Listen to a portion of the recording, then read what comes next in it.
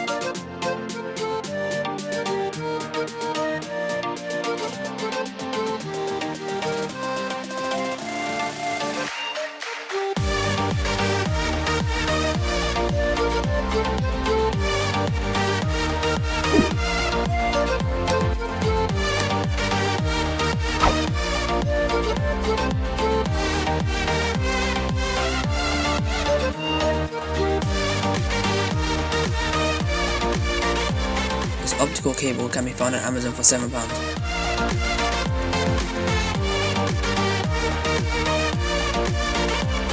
After unboxing, connect the power cable to a socket and the other side at the back of the subwoofer, and then switch it on.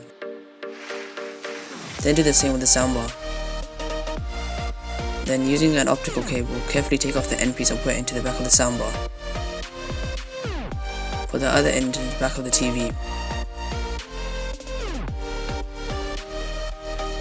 Using the remote, you have a bunch of mods for the soundbar.